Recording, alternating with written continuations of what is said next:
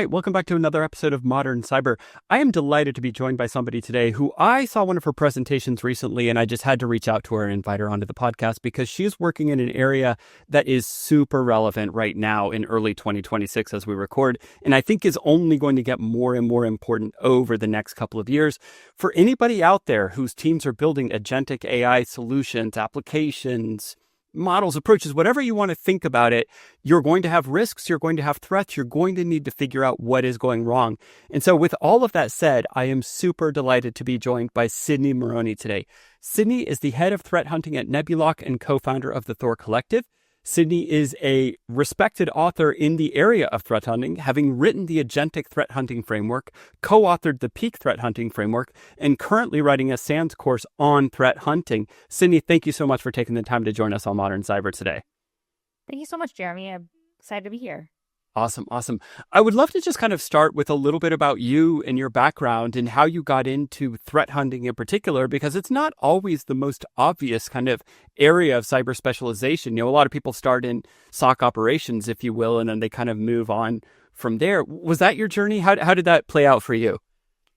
My journey was pretty similar to that. I started in IT many moons ago, and I tried just about everything under the sun in IT. I did network security, I did desktops, I was crawling under desks, I worked on servers, and I couldn't really find a fit. And then I had the opportunity to rotate through cybersecurity department. And I hit the operations team and started working with them and looking at alerts. And I was like, this is it.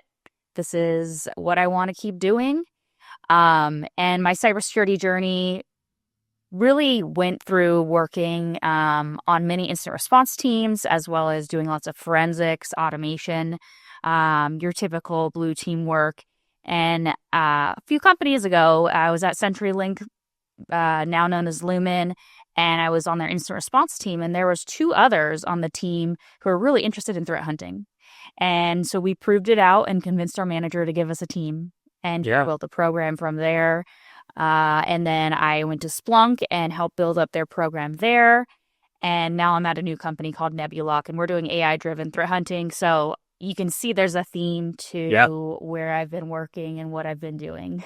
I mean, it certainly sounds like you put in the 10,000 hours on threat hunting. Yes, and I love it. Oh, that's awesome. That's great to hear. I'm really curious, like in that early days when you had to go make a case to build a team around threat hunting, like talk me through that. What was that case like? What did you kind of show to the management to show them that this was going to be a valuable use of company resources? Because I think about a company like CenturyLink, and I still think of them as CenturyLink. I'm a little bit older school, like I'm used to seeing their billboards and their, like fiber optic ads and all that kind of stuff. But like, you've got a ton of signal coming on. You've got like literally must be gigabytes, if not terabytes of network traffic data coming across on a regular, daily, if not hourly basis. So, that's a ton of data to sift through. It seems like it could be a big undertaking, and it seems like it could be like a lot of compute and storage resources to start investing in something like this. So how did you make that case, and what were kind of some of the key factors that made you go to management and say, like, hey, we need to invest in this and get serious? Mm-hmm. So we encounter the common theme that many incident response teams deal with, in that we wanted to do this cool new thing called threat hunting, but we were inundated with incidents. Okay. And trying to put out fires all day long. And what we were able to do is convince our leadership to let one person at a time rotate off and do threat hunting. And this would be, they couldn't be called back to incident response. They were just threat hunting. We had one person prove it out. And so they ran a threat hunt for probably like a month. They worked on it, and they were able to have some actual findings. And they had a report. They did a readout and shared it with the appropriate teams. And that was kind of our segue into being able to convince leadership. We proved it out. We had metrics. We showed that we were able to be successful, and we went from there. And was proving it out as simple as showing that, like, hey, if we're proactive about this instead of being in the reactive incident response mode, we can get ahead of these threats sooner, better, more effectively? Like, what does that look like? Yeah, it does look like that. It really, a big part of it is not only were we able to find suspicious activity that was later confirmed malicious, it was also that we found um, issues with process or issues with our data that we had. And those are huge findings and things that people don't think about when they think threat hunting immediately. But there are so many other outputs that you can get, and just the knowledge from understanding that threat in your environment and sharing it out with your teams, like your incident response team, is super valuable. Interesting, interesting. And so, okay, so you go there, you go onto Splunk, you get deeper into it.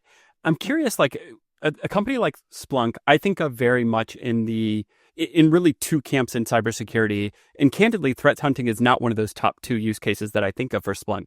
I think of Splunk for, for my archive and my audit log for, regulatory and compliance purposes.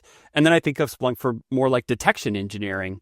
Like, how do you see the overlap between like detection engineering and threat hunting? Because there's probably a lot of the same queries, and it's obviously the same data sources. How do you see like this quote unquote synergy, to use a buzzword there?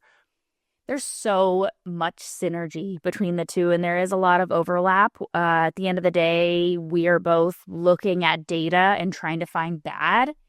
I see Intel funneling into threat hunt, which then funnels into detection engineering or incident response.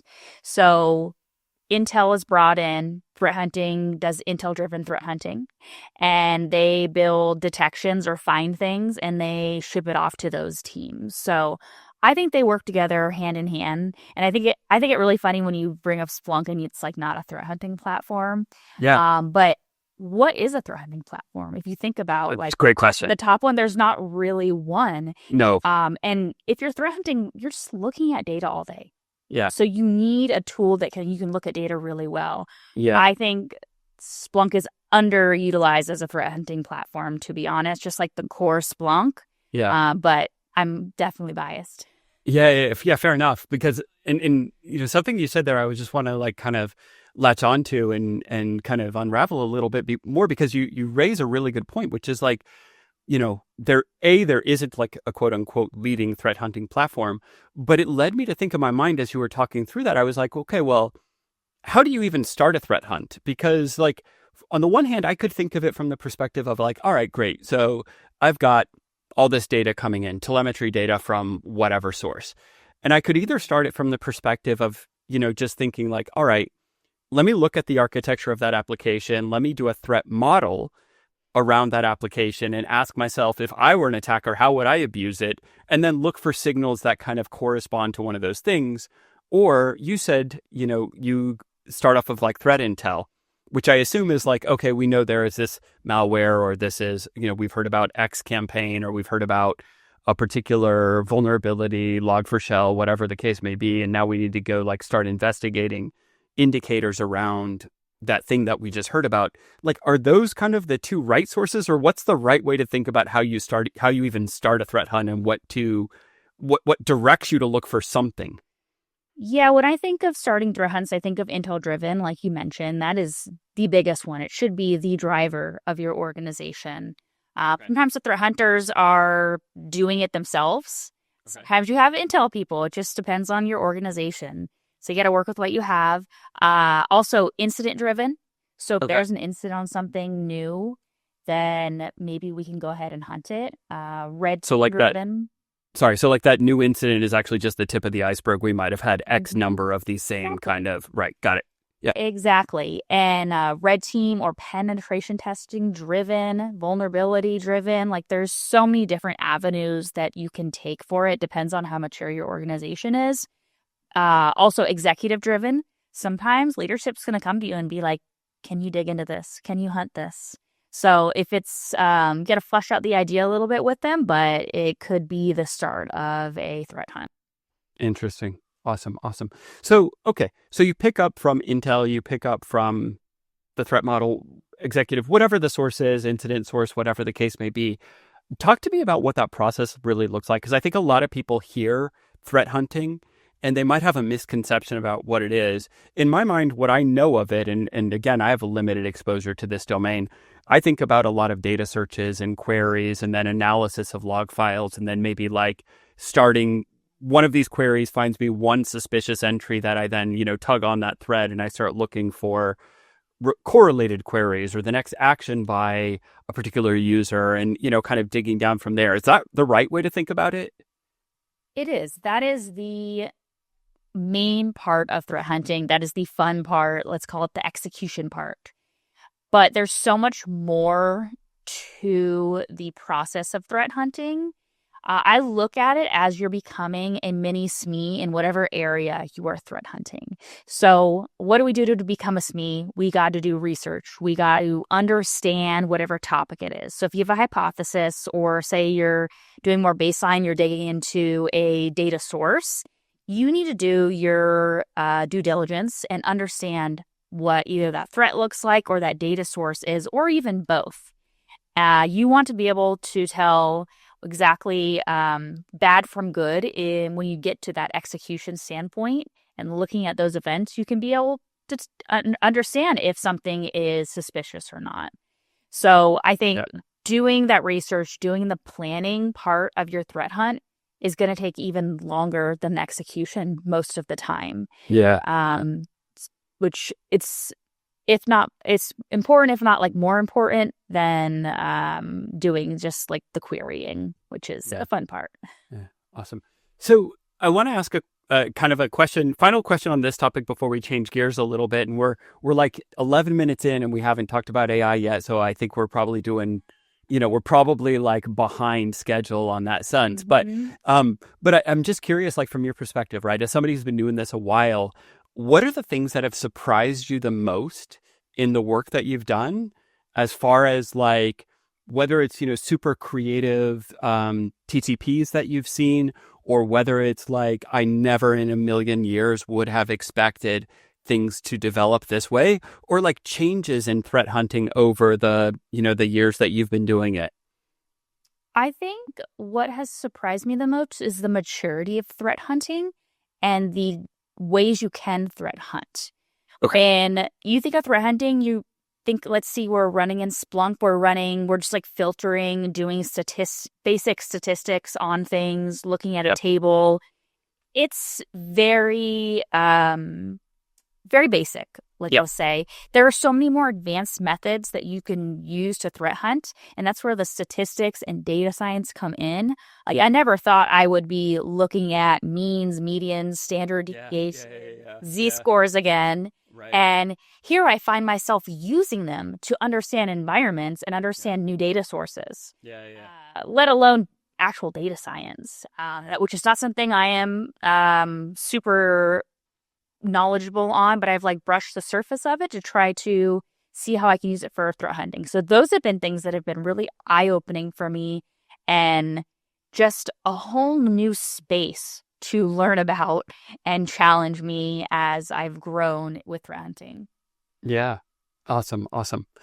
Thanks for that. So let's change gears and talk about AI and talk about the Agentic Threat Hunting Framework. Is that the right phrase? Did I get the title right? That is right. Yes. Awesome. Well, first of all, you wrote it. So tell us what it is. Tell us what inspired you to write it. And then we'll have follow-up questions, I'm sure. Sure. So the Agentic Threat Hunting Framework was an idea that I kicked around with the founder of my current company, Nebulock. We are, like I mentioned, we're doing AI-driven threat hunting, and we're in that space. But we would go talk to customers, or even when I was at Splunk, we'd talk to customers, and people would be like, how do I bring AI into my threat hunting workflow? Initially, it's just copy pasting into ChatGPT or whatever is approved in your organization, but that's not scalable at all. So I came up with this framework that gets you from 0 to like an agentic workflow. And I included a maturity model. Also, there is a pattern. It's called the lock pattern, which can be used to drive your threat hunts and like templatize them. So it's something you can use. It's also something AI can use. Okay. But this is what I've been working on like the past few months, been able to talk with a few people about it. And it seems to be having worked out good so far. Okay. And you said it's like the lock methodology or the lock approach? There's a lock pattern as part of it. And this is Pattern. your standard pattern that you would threat hunt. It stands for learn, observe, check, and keep. So just like you would do a threat hunt, these are like steps you would take. And underneath them, there's like other smaller steps you would take. Okay. Okay. So, and then I assume that kind of aligns with what we were talking about earlier. It's where, you like learn about a particular behavior or a particular threat. You observe it by running some queries, finding some data. You verify that data actually matches an indicator of some kind. And then you keep the relevant data for future purposes, for indexing, for archival, for audit, et cetera. You got it. You don't even need me. Like you already know. I'm sure the audience is going to benefit from hearing it kind of just, talked out explicitly. Yep. So awesome. Okay. Okay. Yep. So a couple things in there I'm really curious to hear about. You talked about a maturity level in there. Like, what is a maturity level in threat hunting? What does that mean, and how do you kind of measure it? And what's like, from the least mature to the most mature, what are things to look out for? So if we think back to like squirrels, hunting maturity model, we have all types of automation and ways you can look at your data. I mean, this came out, I think, over a decade ago now.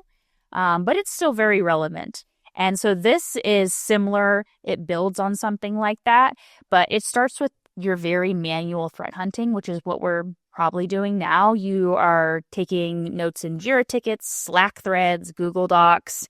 It slowly grows where you document in a repo, like a GitHub, GitLab repo, which makes it easily searchable, easily accessible by AI. And then slowly you can add things like MCP servers or agents to it where you can access all of your data. You can run threat hunts. There is really a lot of capability, and it's all in the GitHub repo I have. Like I even have it so the Splunk MCP server is connected. So if you have a Splunk stack, you can connect up to it. You could run queries right based on using the framework. It also has a CLI feature, which is where it gets its power, I think. It's the ATHF command. Okay. And it has a bunch of subcommands underneath it, but you can use that to create your hunts and work through them, or the AI can use that. And that's what makes it more efficient and so much faster from my experience and what I've been able to share with people. Yeah, because I think that is one of the things that is really like a big draw around involving AI in this process is like, threat hunting, I think historically, like a lot of early detection engineering, is super human intensive and labor intensive and takes a lot of time for people to kind of like run the queries, write the queries, run the queries, check the data. That lock process that we just talked about, like that's a pretty labor intensive process without AI in the loop, right? Yeah, I would. Previously, when I was manually hunting and running queries, doing iterations, doing analysis, creating outputs, doing the research before all that, it could take me anywhere from 1 to 4 weeks to run a hunt. And now I ran one last week, and it took, I think, 30 to 45 minutes. I mean, that's a just huge to run through everything. That is insane. Yes. So cool to see how we've been able to bring technology in. And I've said this before, but I think not threat hunting, like everything else in the technology world, is going to change immensely with the introduction of AI. And it is right now.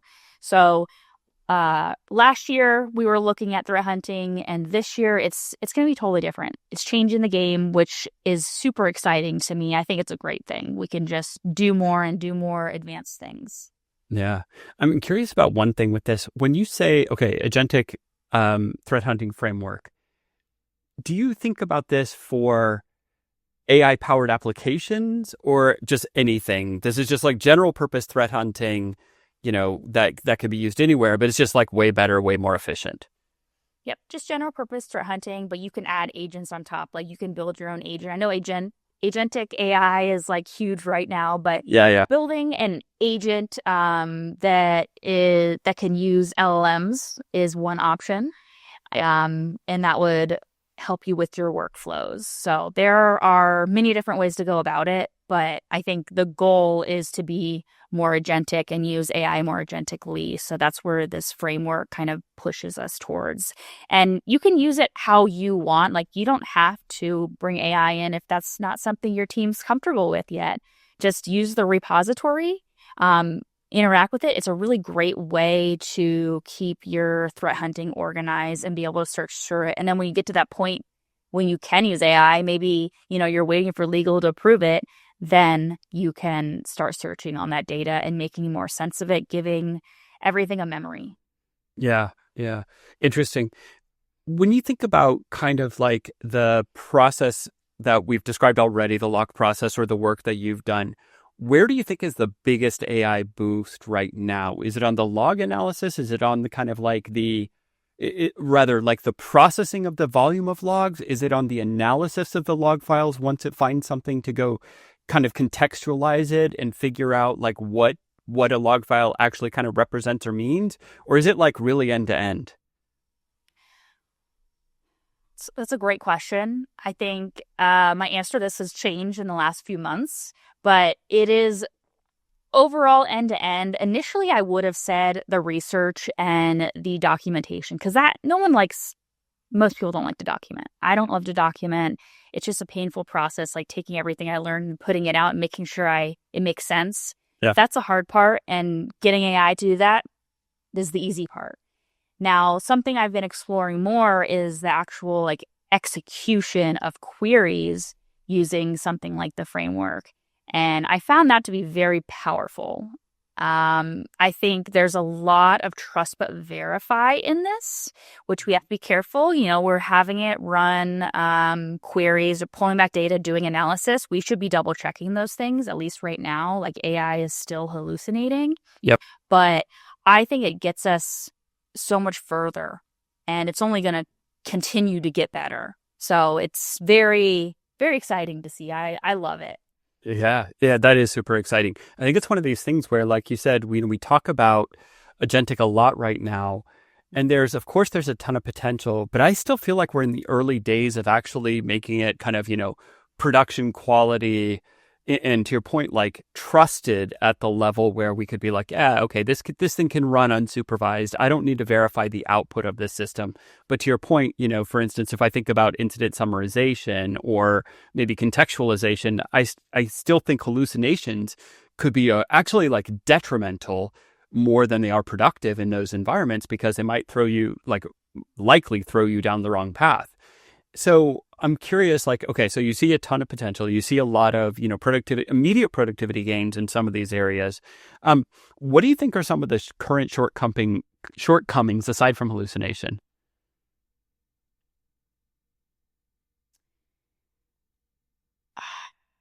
That's a great question. I think maybe some of the shortcomings are things that I've tried to address in the framework, which are like memory and context. So right now, context windows are all the rage, and they are, what we are trying to figure out and fight against. So that is definitely a shortcoming of LLMs, especially right now. One thing with the framework that is really important to mention is something like a repo, and having the hunt history as well as other type of knowledge in there, say like domain knowledge or knowledge on your company, is one way that you can give your AI memory and context. So when it's in that little context window, it can call to these things really quickly and pull them in and grab them, instead of trying to hallucinate and go out on the web and pull something in. Yeah. Yeah, it's interesting. I've noticed in my own work, and, I don't work on active cyber investigations or even on internal cybersecurity anymore. By the way, my early career was very similar to yours. Like, I did all the crap in IT that you had to do. And for anybody who's curious, go back and look for the Modern Cyber Breach series. And I share one of like my worst ever breach that I experienced as a practitioner. If you're ever curious, you're more than welcome to check that episode out. But one of the things I was going to say is that, in my own work, which is really around kind of staying up to date on what the latest threats are, in particular around AI adoption inside organizations, there's too much to get through, right? There's too much material, there's too much research, there's just too much. So I've come up with a number of little kind of personas of myself and profiles for analyzing different types of documents. And one of the things I've noticed is that, to your point around having memory and having kind of an awareness of what type of analysis needs to get done for what type of data, I've actually started creating a bunch of little prompts and storing them separately. And I've really noticed a huge difference in quality if I give it the prompt that says like, hey, I'm a researcher and I'm curious to understand this, versus, hey, I'm a product leader and I'm mapping out like a compliance framework for AI adoption. I get very different results from the LLMs with those different prompts. And so I've almost have like, I'm not sophisticated enough to really use GitHub too much anymore myself. I haven't coded in like 20 plus years. But I have like, Google Docs with stored prompts of all my different personas. And whenever I undertake a new analysis, the first thing I do is warm it up and say like, okay, this is the type of analysis that I want for this type of document. I'm curious, like, do you think that we're at getting close to a point where you could tell an LLM, hey, you're a threat hunter. Here's the threat model of the application. Here's the intelligence I've received. Go, or not quite there yet? I don't think we're quite there yet. I think it needs a little more instruction. Okay. I think we're close. We're very close. I use like Claude skills, like you mentioned, where you have like prompts for certain personas or something similar. And while those are great, I don't think we're at autonomous quite yet. I think it needs a little more push forward. But so what are the gaps in the next year? Fair enough. Next year sounds good. What are the gaps? Like when you're starting today, like what are the gaps where you still have to give it that little bit of human nudge or context? I think sometimes gets a little excited and wants to complete like the entire, let's say, the lock pattern in one go. And I'm like, no, you need to stop and do some iteration on this, like an iteration on a query or iteration on some research it was doing. It's just not quite there. It needs a little nudge, or even maybe it's analyzing your data and it's still not quite sure about some certain schema and it keeps searching the wrong thing. Like it's almost there. I look at it as it's my helper, my a threat hunter that works with me. It's like a human.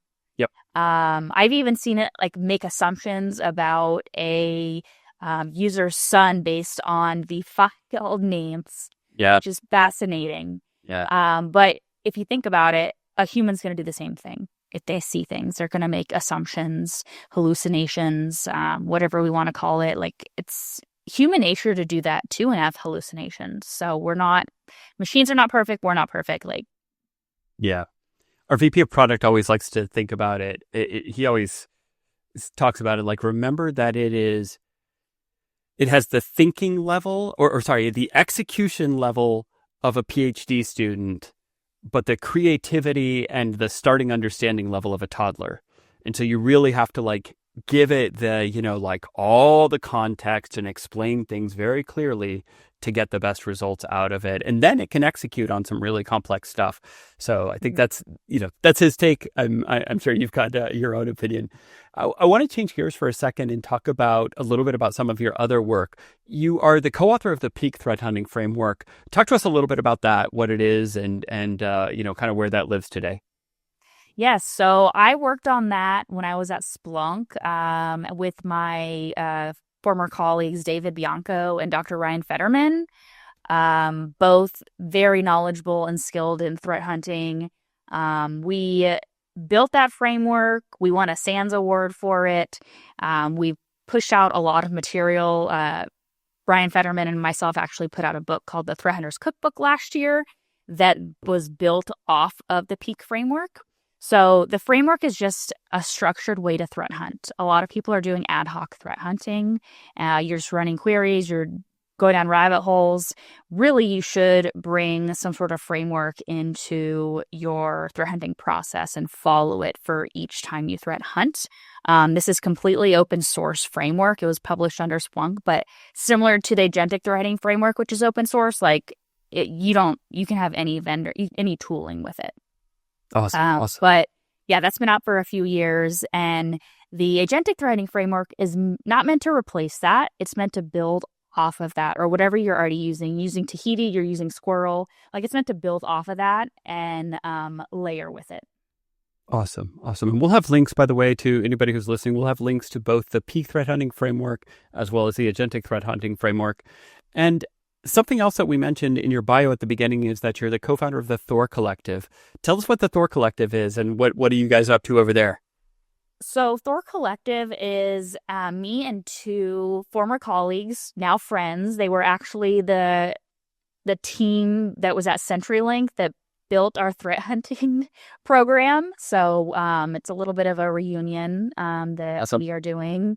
But we run a Substack. We also run a podcast. We run a few threat hunting projects on GitHub, like Hearth, which is a threat hunting repository of ideas. But our goal is to provide for not only the threat hunting community, but for like the greater InfoSec community. So we post to our Substack once or twice a week. The co-founders post. We have guest writers all the time post. We have a podcast every month where we have guests sometimes. But we just want to give back, and we just have a lot of fun working together, and the community has responded really well. So we've kind of latched on and just continued to go about it. That's awesome. And it looks like you guys just introduced an MCP server a little while ago. What's that all about?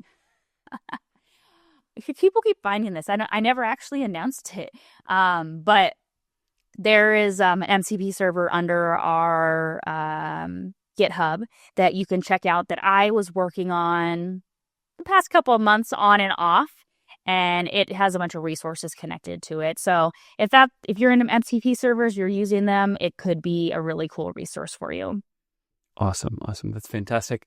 Well, we've only got a couple minutes left, and I want to kind of take these last couple minutes to get just your opinions, right? As somebody who is a very experienced threat hunter, and as we've talked about a couple times, we're kind of right in this early era of agentic AI where real agentic solutions and applications are being built. How do you think about the risks from the threat hunting perspective? Because I think about, like, we work on this, by the way, and our background here at Firetail is we help organizations understand all the AI usage that's happening. We've got a number of capabilities for, discovery, visibility, observability, some risk profiling and things like that. But when I look at that, I'm like, oh, crap. First of all, there's just you don't know what you don't know. And so many organizations lack visibility and observability. So they don't even have any data to start a threat hunt, much less even just kind of like know where to open firewalls or whatever kind of the modern cloud equivalent might be for their architecture. But we also see threats around data access, around identity, around permissions being given. So what's the guidance that you give to people who are like yourselves in organizations where agentic solutions are being built? And you talk to them about be ready to threat hunt looking for what? Like, what are the things that are like keep on your mind and keeping the community occupied? Yeah, that's a really good question because a lot of times, even with the framework, I present this to people, and it depends on what's approved in your organization. If you can even do something like that, you might only have access to this certain tool. So I think understanding what's approved in your environment, understanding how people access it could be some way that you could learn the risks and potentially threat hunt on it. Yep. But very much trust but verify anything that you're doing. I say, like, we're doing threat hunting. I ran it in 30 to 45 minutes. That was like a very quick one-off. I didn't verify everything. I could probably go back in and verify. It might take me another 30 minutes, an hour. But I think there's still enough like power and new things that you can do with AI, and you can prove them out, that it's worth going down that path and understanding the risks and seeing how you can apply it in your environment. Because the benefits sometimes outweigh the risks. While they're still important and we want to understand them, like, there's so much benefit still. And so we just need to explore it. I mean, that is exactly the tension and the pressure that I hear from organizations. It's like if you're not using it, you're going to be left behind and your competitors are using it. And the FOMO of we're going to lose whether it's our leadership position, our competitive, whatever it is, right? But it's this real fear of being left behind by not adopting. But I do think, to your point, it's been proven enough that the benefits are real. So there really is not just the FOMO argument anymore. There is the legit, business case, hard facts, data driven argument that we can look at right now around this. And so I get that. Something you said that I will also 100% just concur with, which is just kind of what is allowed, not allowed. We think of that as, just my personal opinion, the way people ask me right now a lot about AI governance. And whenever people ask me, they're like, well, what does AI governance mean? Because I do think there's actually a lack of real understanding about the risks that AI and AI powered applications pose to organizations. So the way that I describe AI governance is actually super boring and generic. It's basically just that your organization is using AI the way that it intends to. So whatever the rules are for your organization, do you know that is the way that it is being used? And if you know that, then you've got a good governance program in place. And if you don't know that, then you've got governance gaps, effectively. That's the short version of it, but that's the way I kind of think about it from that basic perspective. But to that end, any kind of ungoverned access or usage of a system opens up a ton of risks. And we've seen that play out again and again, whether it was ungoverned cloud access in the Open S3 bucket, or whether it's ungoverned SaaS applications and oops, we just uploaded all of our HR data into a platform that got breached, or an unapproved platform. And for instance, we caused a GDPR violation because, for whatever reason, all of those are kind of ungoverned use cases. When you talk to organizations right now, what is those fears? Because I got to believe that I'm not the only one talking to people who, if you ask them, what are you scared about? They scratch their heads and they're like, I don't know, but I'm scared. Yeah. I think with AI comes a lot of skeptics too, because they're like, well, why? You can accidentally do all these different things. But I think, and I put this in the repo when I talk about integrations, like MCP servers, is there's always so much risk. So make sure we're understanding the risk. I'm saying connect up, Splunk MCP server. But I don't mean go in Claude Code and just connect to Splunk and start running customer data through there. That's not okay. And almost every org, if not every single org in the world, use something that is approved, like Bedrock or whatever you have in your organization. Just be smart, be very thoughtful. The bigger your organization, the more governance they're probably going to have. And that's not a bad thing. I mean, that means you have rules and you have something to abide by. Even if they're a big organization and they have a bunch of rules, they're going to allow certain ways. So just learning what's approved, what makes sense for your use case, and just be smart. Yeah, I think that is a great note to wrap up today's conversation. Sydney Marrone, thank you so much for taking the time to join us on Modern Cyber today. To our audience, we're going to have links to the Thor Collective, links to some of the Thor Collective GitHub repos, the MCP server, also to Nebulock. It sounds like Nebulock's probably the best place for people to find you, if not one of your GitHub repos, right? Mm-hmm. Yep. Awesome. Links to Nebulock, links to the Peak Threat Hunting Framework. Lots of links in this episode because there's a ton of work that Sydney has put out into the world. Sydney, for all your work and for taking the time to join us on Modern Cyber today, thank you so much. Thank you, Jeremy. Appreciate you. Awesome. And to our audience, we will talk to you next time. We'll talk to you later this week, depending on when you're hearing it, for the This Week in AI Security episode. And if not, stay tuned for the next episode of Modern Cyber. Bye for now.